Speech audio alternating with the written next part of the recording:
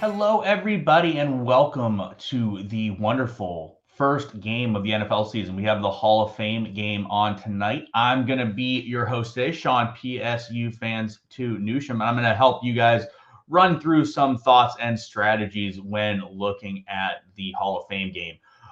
It is a bit different than the rest of the regular season because there's only one, so you're getting a showdown slate out of it. And then also, it is the first game. So these teams are playing an extra game in the preseason, and they are going to come in and probably play more back-end guys. So some quick thoughts in terms of the Hall of Fame game in general. And then next week when we come back for the regular preseason where there are bigger slates and more teams, I'll give you a bit more of a breakdown of that path and tell you how to approach those slates.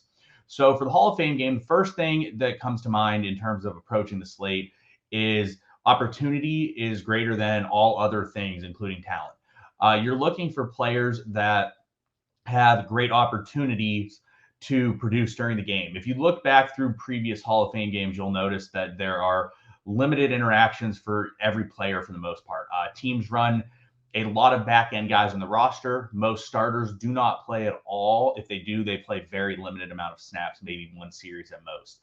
So you're looking for places on the depth chart where it's very thin and that you can sort of gauge, be like, there's only three guys at running back. I know that these guys are at least going to play and get some activity because it's going to be hard to pinpoint exactly how much volume anyone will get. So the best idea and the best path to do this is to sort of look at where teams are thin and decide based on that, okay, they're thin. There's really only a couple options. So these guys have to get volume.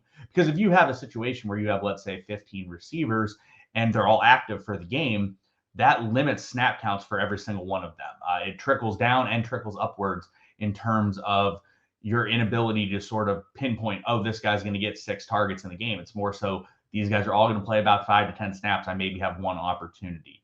That leads to the next point. Defenses are king in the Hall of Fame game.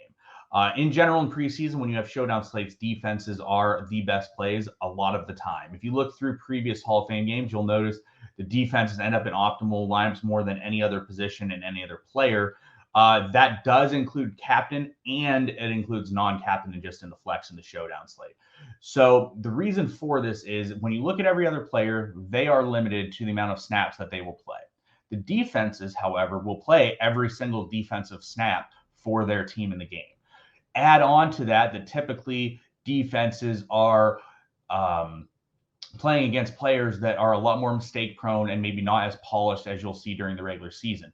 So you'll see a lot more sacks, a lot more fumbles, a lot more interceptions due to these things. So if we look back at last year's Hall of Fame game, the one defense was by far the highest scorer in the game, and they ended up being the best play by far. The year before, the defenses both ended up in an optimal lineup. However, they did have a couple players that were more utilized and therefore were better captains. So in terms of what to use for the players, the defenses are typically king and typically end up in your winning lineups for GPPs and cash. However, sometimes they may or may not be in captain or they may be in flex.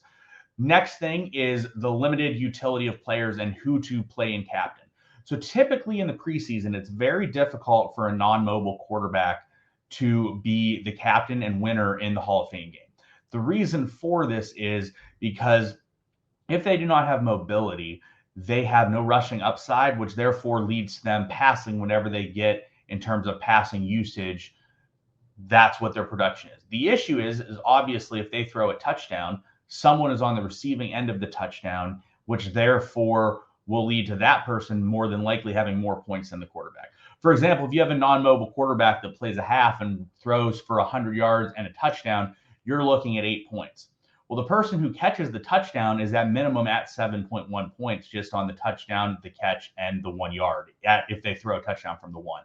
So more than likely, you're looking at a receiver who would be ahead of the quarterback in that situation in terms of optimal status. Now, that said, the quarterbacks are still very important. If the quarterbacks are playing a significant amount of time and they get 6 to 8 points, it's a very good probability that they will end up in an optimal lineup. That leads to the next point of points that you can expect and you hope for from your players in the Hall of Fame game. So in the Hall of Fame game, you will probably have very few players that score double-digit points, if any at all. Last year in the Hall of Fame game, not a single player outside of the defense recorded 10 points. The highest player was Malik Turner at 8.7 points last year. He had 4 catches for, I believe, 47 yards. So he was the top player in the game. So if you get 6 to 8 points from a player, it's a very good probability that they are going to end up in the winning GPP lineups and cash lineups. So then that will lead to my last point for the Hall of Fame game is the best way to differentiate yourself and find the winning GPP lineup is to have a receiver that catches a touchdown or a running back that's maybe a back end guy that will catch a touchdown. So for example, is if a receiver catches a 20-yard touchdown and scores 9 points, that person is almost certainly going to end up in the GPP winning lineup. Now, when you look at the lineups for GPPs, you're going to find quarterbacks and defenses are incredibly highly owned. The defenses, I would reckon, will come in at 75+% easily, and then some of the quarterbacks will be 50% or more. So when you're looking at some of these back-end receivers on the depth chart, most teams will have 10 to 15 guys, which we'll see today when I go through the depth charts. And if they have, let's say, 13, 14 receivers, the ownership between the receivers will be spread out. So you will find some guys at the back end at 1-2% owned.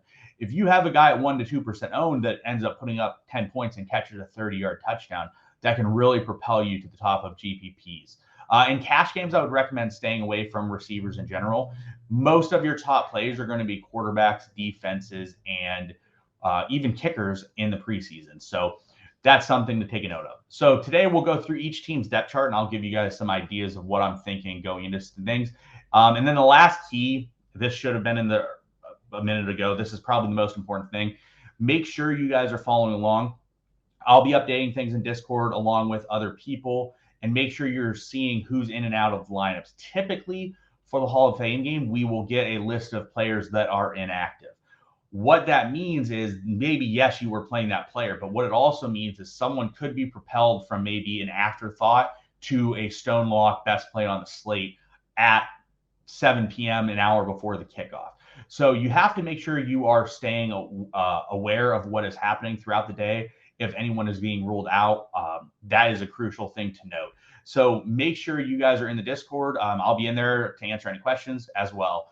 So looking at the first team on the slate today. So if you guys go, this is a great page that we have already designed for you guys for the preseason. And you'll see the preseason depth charts. It's a very easy link where you can go through each and every team on the preseason schedule and see. So we're going to start off with the Jaguars tonight, and we'll talk about what they have and what we're looking at. So first thing with the Jaguars that we're going to note is that they have 2 quarterbacks that are out as of now. Lawrence and Bethard are not expected to play, which therefore leaves you with Jake Luton and Kyle Sloter. Now, neither of these guys are extremely talented. I would not expect them to be very mobile. Neither of them is a guy that's going to run and take off and put up huge yardage from that perspective. Now, however, what we do notice is there's only 2. So there's 1 full game at quarterback to be played, and there's only 2 of them. I expect Jake Luton to get a majority of the snaps. Now, granted, that might just mean he plays one half and then Sloter plays the second half. But Luton at quarterback tonight has the best upside to play more than any other quarterback. I think it's realistic he could play into the second half in the event they want to see a little bit more of him, because Sloter, I believe, was just sort of signed as like a camp body and a camp arm to go out there and throw some extra passes. So for me, Luton's probably the top quarterback option on the slate. All right, moving down to the running backs. As you see, we do not expect Etienne or James Robinson to play. That leaves them with only 4 running backs. Raekwon Armstead's been on the team for a few years, and I don't expect him to get tons of work. He might start the game and get a series or 2, which the issue with that is if he does get a series or 2, that cuts into the back-end guys who are maybe more likely options for a given lineup. Snoop Connor's my favorite from a talent perspective. The rookie out of Ole Miss was really productive at Ole Miss. He was in a 3-man backfield at Ole Miss, so even though he may not get tons of snaps tonight, he's already used to that. And he was able to show last year that he was very productive in limited snaps, was able to find the end zone a lot. And then more GPP related, Mekhi Sargent's been around the league for quite a few years now. He's pretty much a known commodity. Nathan Cottrell, on the other hand, is out of Georgia Tech. He's been clocked to run a 4.38 40, and if there ends up being some back end run for the Jags tonight, Cottrell could be a guy that maybe could pop one or get more carries than you would think. And he should be relatively low owned because he's not a known commodity. No one really knows him, and he's at the total back end of the depth chart. All right, moving down to the receivers. As you see, we have 13 receivers listed on the depth chart.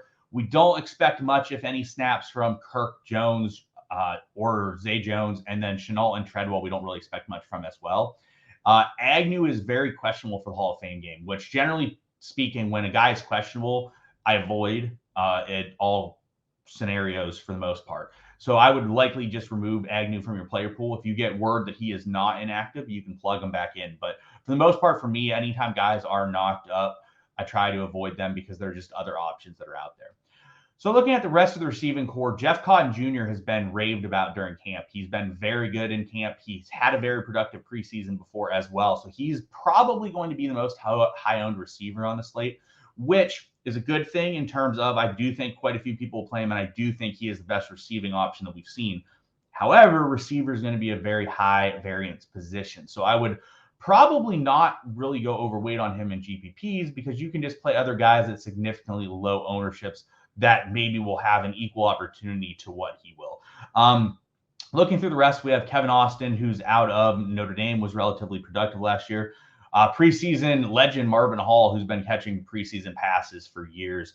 And then Lawan Jones, Willie Johnson, Ryan McDaniel. So realistically, when we look at receivers, you're going to find that they're all similar. There's really not massive differentials in receiver unless the position is very shallow, which for me is generally like 5 or 6 players would be my definition of shallow. This would not meet my definition. So in terms of GPP, I would definitely throw some darts with them, but no one really steps out. Looking at the tight end position, I don't expect much from Ingram, Arnold, probably even Manners. So that leaves like Farrell, Prince, and Gunther. They could be productive in a GPP. Like I said, if they catch a 1-yard touchdown, it's very likely they're going to be in an optimal line. For me, I will most likely not touch much of the tight ends. I'll have very limited exposure to them. But that is to note with tight ends is that they can still get there just as much as the receivers. And they typically will be more under-owned than the receivers. At kickers, we have Santoso and Elliott Fry. It's possible both kick during the game. So I don't think the kicking options for Jacksonville is something that you should go with. And the Jacksonville defense, which you do not see here, is definitely a great option for tonight, probably the second best. The reason I like the Raiders more is because I think the quarterback play of Luton and Slaughter is probably worse than what we will get out of the Raiders. So if you go up here, you guys can see that there is a drop-down tab where you can go and find any team you want. So moving over to the Raiders, we don't think Derek Carr is going to play. However, as you notice with the Raiders, they have 3 quarterbacks with Stidham, Mullins, and Garbers. I do expect Stidham to get the most playing time of the Raiders quarterbacks and think he's definitely an option in your cash game lineups. I think that he'll probably get a half or possibly at least close to a half, which makes him pretty close to Luton and probably right there with Slaughter in terms of expected playing time. But he does probably have a little more talent. The issue is that his downside in playing time is a bit more than the others because it could be where he gets a quarter, Mullins gets a quarter, and then Garbers gets a half. For me, I'm not as interested in Nick Mullins because he's a known commodity around the league. I don't think he'll get a significant amount of snaps in this game in most scenarios. So for me, he's the worst of the quarterback options tonight of all 5. And then Garbers is going to be a bit more of a wild card for me tonight. He has mobility. The other quarterbacks really don't have much mobility, but Garbers has proven over his college career that he can run a bit. So if for whatever reason Garbers got a half where they only ran Stidham and Mullins in the first half and they basically let Garbers clean up, Garbers definitely has the possibility to be a top-end quarterback on the slate. So I would definitely make sure you utilize some Garbers in your GPP lineups at least. Looking at the running back, so we're not expecting Jacobs, Drake, or Bolden to play much at all. Britton Brown has been banged up, and then Jacob Johnson is a fullback. So that leaves the running back situation that we're anticipating for tonight as Zamir White, Amir Abdullah, and Austin Walter. Typically in the past, when McDaniels was with the Patriots, they've been notorious for giving the back end guy, like I remember Tyler Gaffney just getting fed in a preseason game, a lot of work, and especially in the second half. Typically, the second half and the end of the game in the Hall of Fame game is a very bland offense where they basically just run dives up the middle and just that's pretty much how they run out the game. Even if the team is leading, they might do that. If the team is behind, they still might do that. They might not pass. So I think it's possible that Walter gets a lot of work, a lot more than you would anticipate, especially if Zamir White is limited or they do not plan to use him very much in this game, which I think is a possibility. So I definitely think Austin Walter, of all the running backs in the game tonight, has the highest upside in terms of touch volume, which is what we care about the most. Moving on to the receivers. One quick note of the receivers overall. I do think the quarterback play as a whole is better from the Raiders than it is from the Jaguars, which does help the receivers a little bit. I don't expect Adams or Renfro much at all. I even don't really expect tons from Mac Hollins. Keelan Cole intrigues me because he has been very productive in the preseason before. He's clearly very talented, and it's a revenge game where he gets to go against his old team, the Jaguars. So he's someone I think could produce if given opportunities. And then looking through the rest of the lineup, I think that Tyron Johnson and Demarcus Robinson have quite a bit of talent. And they will typically be outside receivers that could be up and down the field. A lot of the times, if a guy catches a long touchdown, a 50-yard touchdown in the preseason, let's say, that guy's almost surely going to be in the winning lineup, very likely to be the captain. It's a situation where the defense, it's pretty much generally going to be the defense or like a receiver, a quarterback, or a running back that gets 10 to 12 points. So it really comes down to, does a defense score a touchdown? Typically, if a defense scores a touchdown, they will be the captain. If a defense does not score a touchdown, they're less likely to be the captain. And when looking at non-captains, you look at guys like Tyron Johnson, Demarcus Robinson, Isaiah Zuber, and Jordan Vesey. They're going to be outside receivers that are going to be running wind sprints down the sidelines. They might have a shot at catching a 50 or 60-yard touchdown. For me, I really like DJ Turner and Justin Hall. The reason I like them is they do not have tons of slot options here with Hunter Renfrow not playing. When you look at Johnson, Robinson, Zuber, and Vesey, these guys are mainly outside receivers that won't be as active. So another thing to note with Justin Hall is a very big gadget player out of Ball State. He had 6 rushing touchdowns despite being very small in stature last season. So I think the thing that stands out for me with Justin Hall is he's very likely to get some sort of usage or some sort of gadget plays, which therefore means he's at least likely to get a touch or 2 in the offense, which is very valuable when you can't really predict who's going to get how many touches on the game. Scrolling down to the tight ends, again, I'm not expecting much out of Waller, Moreau. Hollister has been a guy that has smashed the preseason before, and then you have Horsted as well. I probably will sprinkle in the tight ends, but overall, they're not as appealing to me as some of the receivers. Looking at kicker, as of right now, Daniel Carlson's the only kicker that we would expect to play tonight. In the past, in the Hall of Fame game, they do some weird things where maybe a punter ends up kicking or something like that. So definitely be on the lookout and make sure that Carlson is active for the game and is going to take field goal attempts. If he does not, obviously you would remove him. All right, so if we go back here to the main RotoGrinders page for NFL, you guys will see a core plays article, which we wrote up as well. A lot of the core plays is going to reiterate some of the things I just talked about in the video, but we'll be changing the core plays throughout the day and adding new people in and out of the different tiers. So, for example, if Zamir White's out, all of a sudden he'll be completely removed from tier 3, and then possibly we would move up other players as well. So it's definitely something to look at the key players. I didn't include every single player, but I included a good chunk of them. Guys that aren't listed are still viable, especially back-end receivers and tight ends, because they still could get touches in the offense and have a chance. So definitely make sure you check that out. And then if you guys go to Lineup HQ to build your lineups, you guys will see that we do have projections this year. I would not treat the projections as Bible. I would definitely look at the projections, see like what we're looking at for projections. But in general, what we try to more so do here with projections for tonight is we try to give players a projection that would indicate what sort of tier they're on and like what type of player they are. So they're not necessarily exact projections that you would expect during the regular season. It's more so like a guide to be like, this is how to build a lineup. This is what to look at. So don't just look at the numbers. And as you'll see, like a lot of people have the same projection. It's because basically the way we did projections was we tiered them. And if you're on a certain tier, you'll get the same projection as someone else on that tier. You can totally change the projections however you guys would like right here by filtering in things. So if you guys want to give players different projections, you can. The way that I like to do the preseason is the only thing that really matters to me is ownership and how much percentage I have of a player and exposure.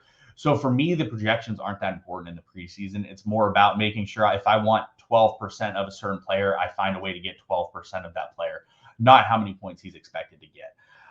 So that's going to wrap it up for us today. Like I said, make sure you guys are staying in the know on news and notes for the game. Make sure you guys are in the Discord. I'll be in there. If you guys have questions, feel free to ask me. We'll also be updating as the day goes if there's any news and notes and injuries that would come up. So make sure you guys are refreshing pages and looking and checking back at things and making sure things are up to date. Next week, we'll be back with some more bigger slates as well as some smaller slates. And I'll give you guys a different rundown on how to approach preseason as a whole instead of just a showdown slate. So thanks for coming, guys. We'll see you guys next week. Good luck to everyone.